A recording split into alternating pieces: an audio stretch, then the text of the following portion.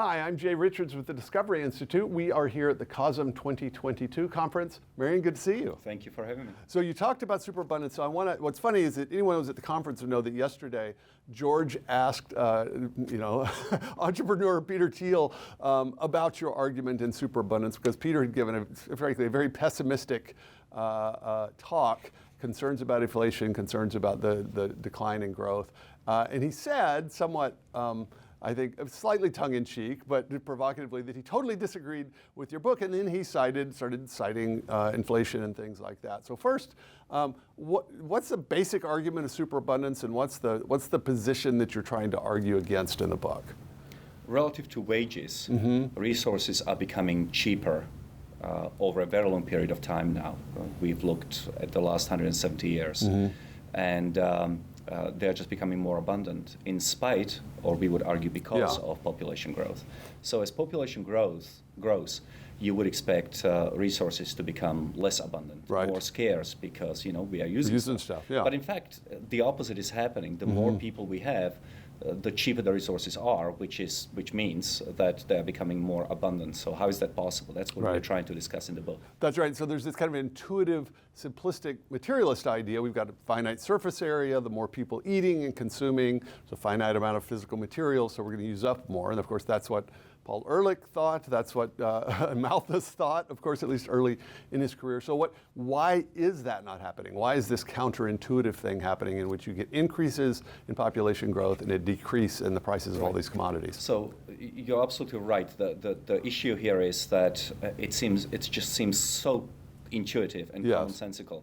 We live on a planet which has a finite number of atoms on it.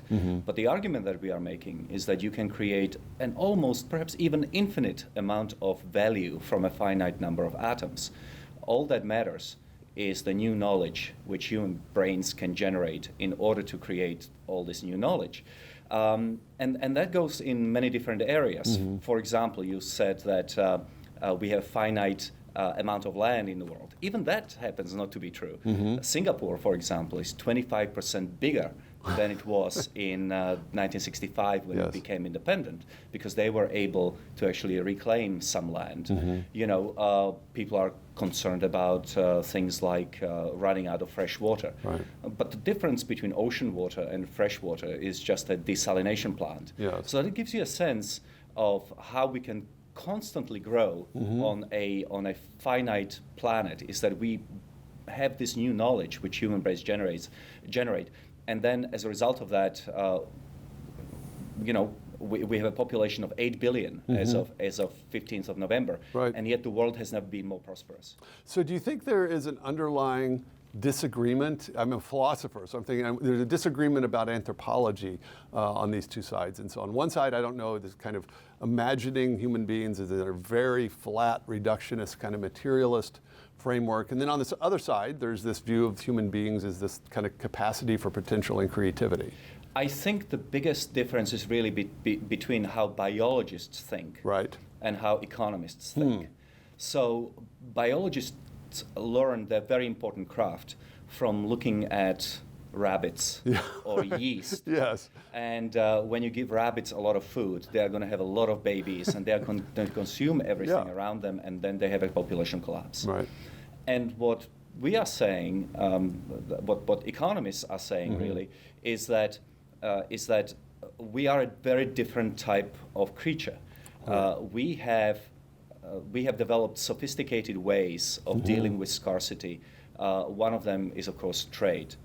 If you have a famine in your country, you can buy food from somewhere else, or alternatively, you can make a global appeal to be given food by other countries for free.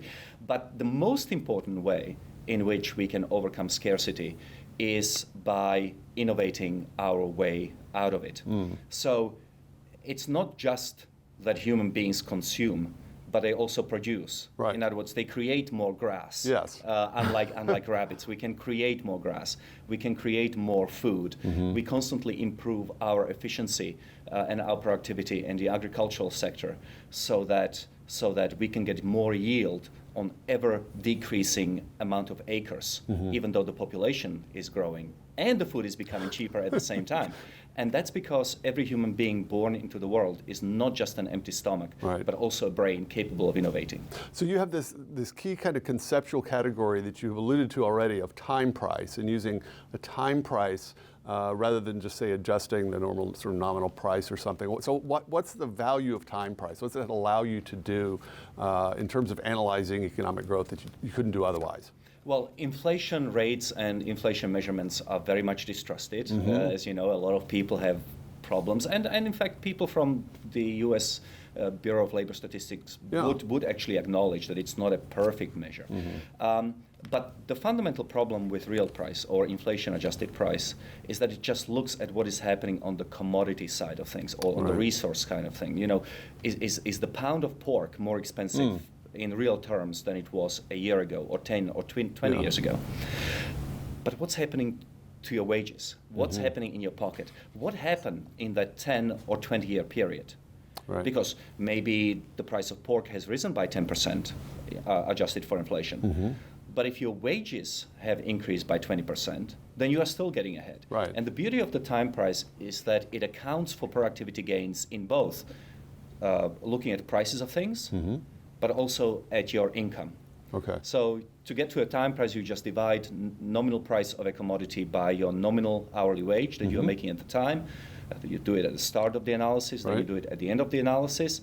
And so long as you're working less in order to afford something, you're getting ahead in time, in life. And it gives you this universal measure because, as you noted, I mean, there's this absolute. Everyone has exactly the same amount of time. It's sort of the chief scarcity that remains after all the other kind of scarcities disappear. Yeah. So, for example, if you want to make a comparison between two countries, you don't have to anymore adjust for for purchasing power parity or exchange rates. Yes.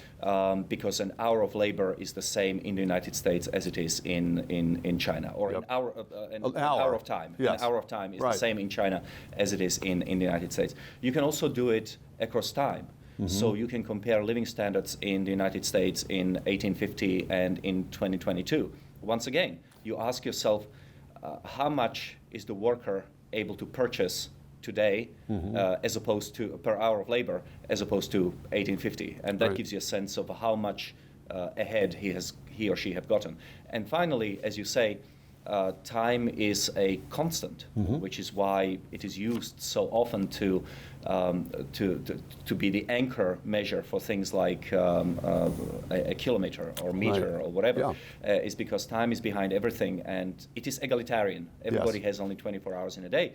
So if you spend, like a typical person in the third world today, if you spend 8 hours a day working to buy one meal, then that's obviously worse than if you have to spend only 1 hour a day earning the money to buy your meal and spend the 7 hours saving for a motorbike or a car or a refrigerator or education for your children. And so that actually leads into the final question I want to ask you, because you focus primarily on these sort of raw goods, actual commodities, things like zinc or things like pork or beef.